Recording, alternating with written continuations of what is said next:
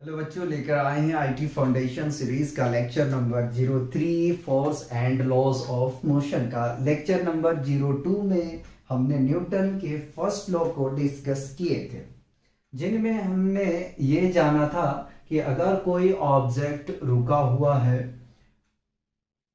तो वो ऑब्जेक्ट तब तक अपनी स्टेट को चेंज नहीं करेंगे जब तक उस पे कोई अनबैलेंस्ड एक्सटर्नल फोर्स अप्लाई ना किया जाए, तब तक वे ऑब्जेक्ट अपने पोजीशन में रहेंगे। लेकिन न्यूटन के ये फर्स्ट लॉ में हमने जाने थे, ठीक। अब न्यूटन ने जब ये लॉ दिया तो यहां पे सवाल ये उठा कि अगर फोर्स अप्लाई कर दिया जाए तो क्या होगा। फर्स्ट लॉ में क्या कहा कि अगर कोई ऑब्जेक्ट रुका हुआ है तो वो तब तक रेस्ट में रहेंगे जब तक उस पर कोई एक्सटर्नल फोर्स अप्लाई ना किया जाए। फिर सवाल आ जाता है तुरंत कि अगर एक्सटर्नल फोर्स अप्लाई कर दिया जाए तब क्या होगा। तो हम सेकेंड लॉ जानने से पहले हमें समझना चाहिए मोमेंटम के बारे में, ठीक है। मोमेंटम हमें समझना चाहिए, तो लीनियर मोमेंटम पहले समझाता हूं, फिर हम न्यूटन के सेकेंड लॉ डिस्कस करेंगे। लीनियर मोमेंटम, लीनियर मोमेंटम, ठीक है। लीनियर मोमेंटम क्या है? Linear momentum may be defined as the product of mass of the object and velocity of the object।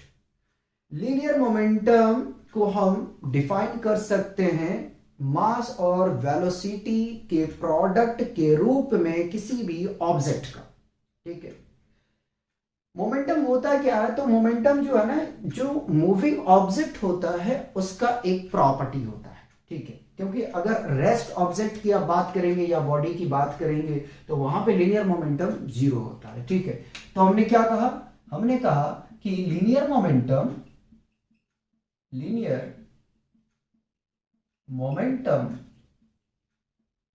may be defined as the product of mass of the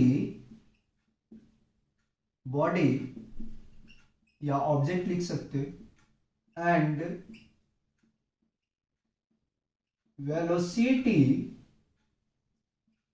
of the body. P is equal to m into v, ठीक है। ये formula होता है, ठीक है।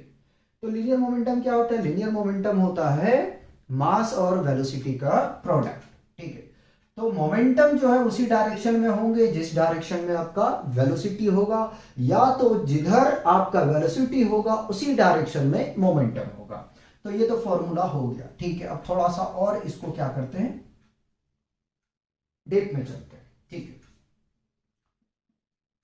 The SI unit of momentum is देखो kilometre पर second, ठीक है। क्या होता है? किलोमीटर पर सेकेंड, ठीक है। देखो यार, वेलोसिटी का क्या होता है? मीटर पर सेकेंड होता है, और मास है तो मास के लिए क्या होगा? किलो होता है, ठीक है। तो किलोमीटर पर सेकेंड, ठीक है। आगे में चलते हैं। Momentum is a vector quantity, ठीक है। Momentum is a vector quantity, ठीक है, क्वांटिटी। मोमेंटम, अगर मान लीजिए कि कोई बॉडी रुकी हुई है तो क्या होगा? अगर कोई बॉडी रेस्ट में है तो उसका लीनियर मोमेंटम क्या होगा? जीरो होगा। तो लिखिए, मोमेंटम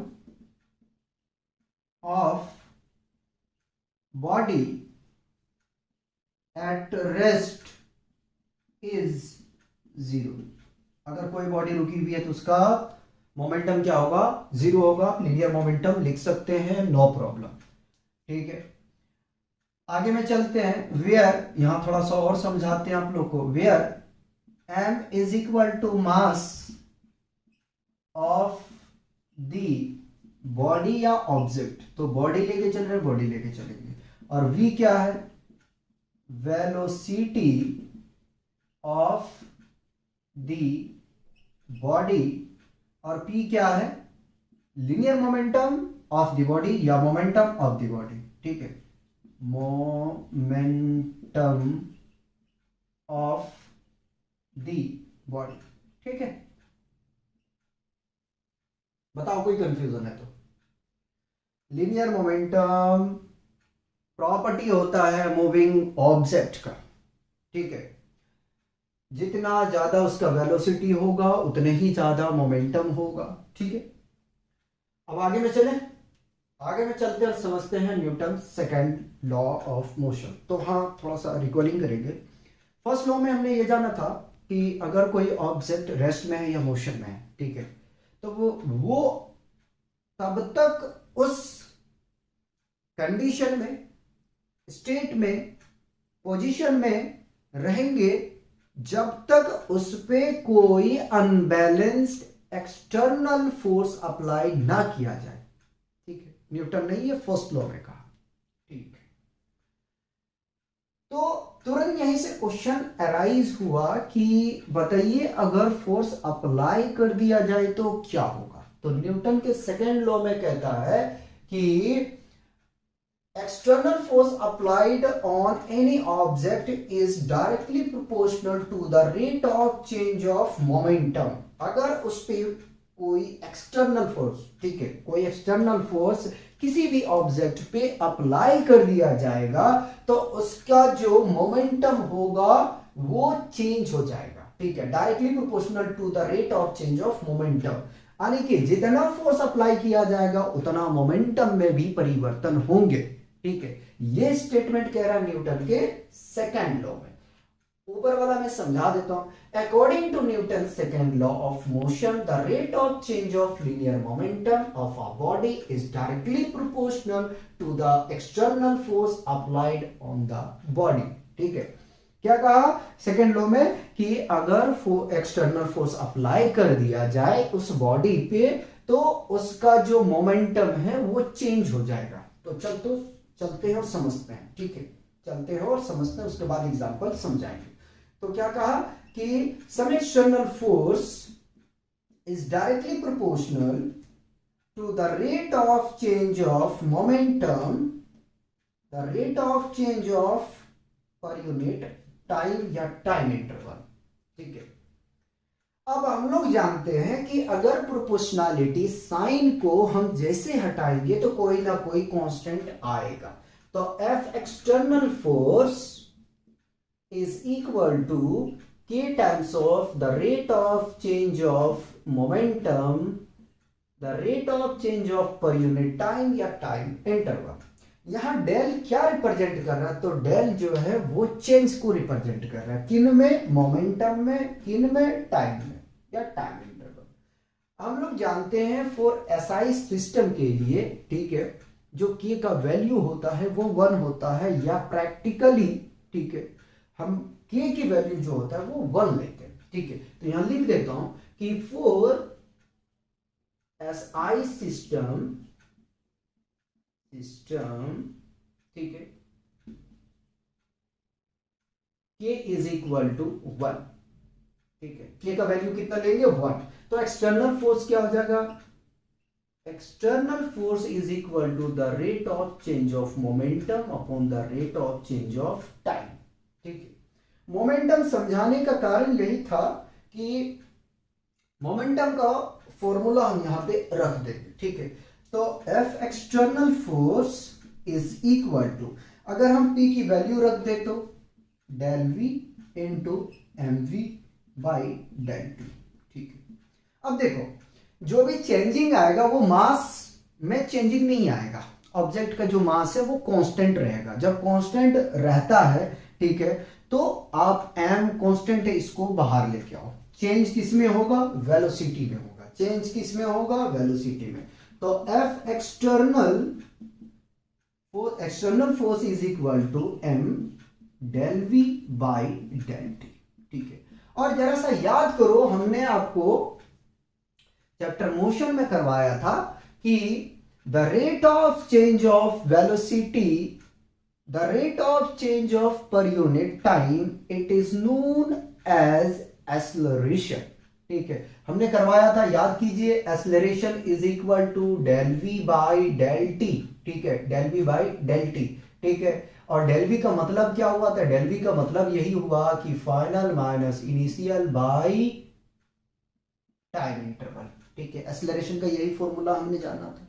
ठीक है, तो क्या हम F external is equal to mass del v upon del t के प्लेस पे क्या हम एक्सेलरेशन रख सकते हैं? देखो, फोर्स का जो फॉर्मूला हमने कैलकुलेट करके नहीं देखे थे, जो लेक्चर नंबर 01 में किए थे, हमने डायरेक्ट वहां पे force equal to mass into acceleration बैठाया था। आता कहां से है? तो न्यूटन के सेकेंड लॉ से आता है। ठीक है, बताओ यार, कोई कंफ्यूजन है तो? न्यूटन के सेकेंड लॉ से आता है ये फॉर्मूला। ठीक है, अब थोड़ा सा और आगे में चलेंगे और डिस्कस करेंगे।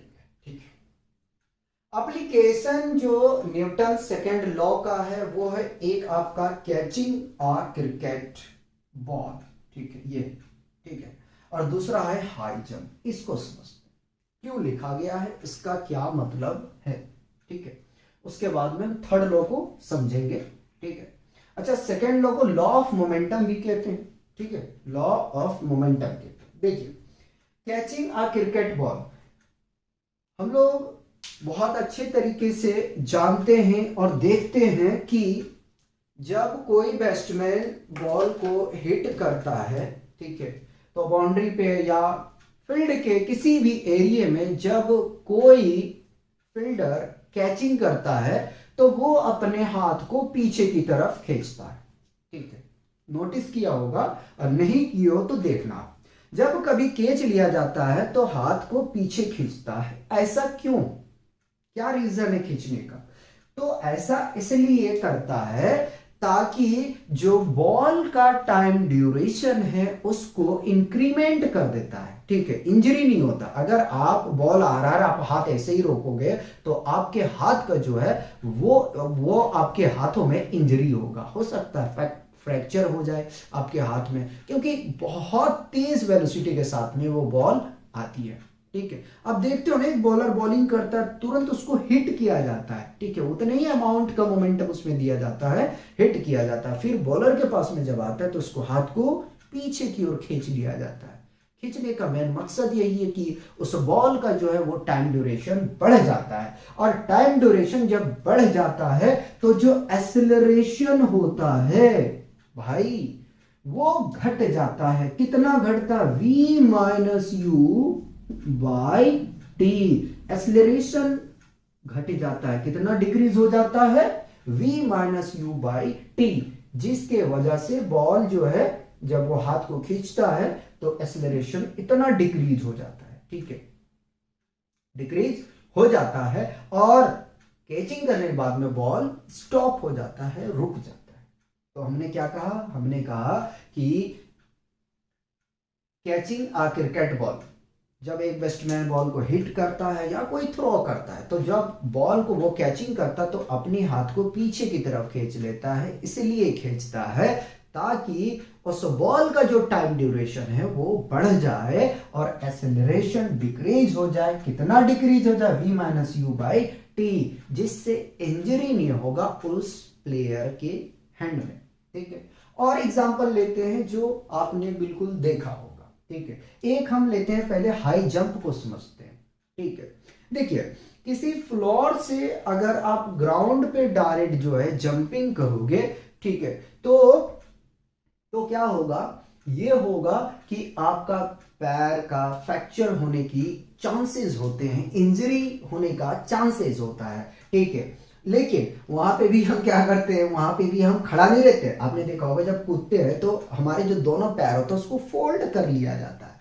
ठीक है, फोल्ड कर लिया जाता है। सेम रीजन है जो रीजन हमने इसका दिए है। ठीक है, लेकिन यहां समझाना हम ये चाहते हैं कि अगर मान लो कि अगर हम फर्स्ट मंजिल से कूद रहे हैं, ठीक है, तो वहां पे पैर में इंजरी होने के बहुत ज्यादा चांसेस हो जाते हैं। लेकिन अगर वहीं पे अगर कोई सैंड रखा हुआ है, ठीक है, या तो हम कह सकते हैं बालू रखा हुआ, रेत रखा हुआ, उसके ऊपर जब हम कूदते हैं तो क्या होता है कि हमारे पैरों में इंजरी नहीं होते। ऐसा क्या हो जाता है कि पैर में इंजरी नहीं होता। तो देखो यार, होता यह है कि जो मिट्टी या तो बालू रखे हुए, रेत रखे हुए, उसमें क्या होता है कि डायरेक्ट हमारा जो जमीन पे है वो फ्लाइट नहीं होता बॉडी, ठीक है, डायरेक्ट नहीं टकराता है। वो जो रेत होता है, रेत क्या करता है कि टाइम ड्यूरेशन को बढ़ा देता है और एक्सेलरेशन को घटा देता है, जिसकी वजह से चोट नहीं लगता है। ठीक है, एक एग्जांपल और देते हैं, ठीक है, अच्छे से समझ में आ जाएगा। आपने देखा होगा जो कॉकरी आता है, ग्लास वगैरह जो आता है,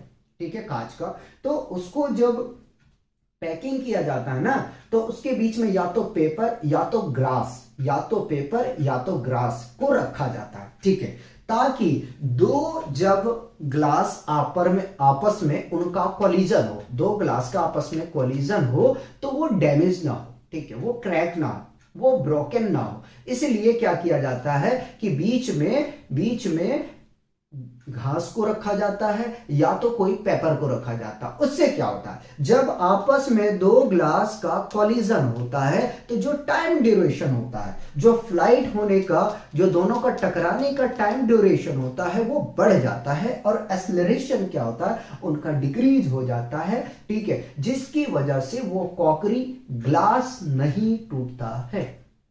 मेरे हिसाब से प्रॉब्लम नहीं आना चाहिए। 3 एग्जाम्पल हमने लिए, ठीक है, एक हमने जंपिंग का लिया, दूसरा कैचिंग का लिया, तीसरा हमने लिया है ग्लास का, ठीक है।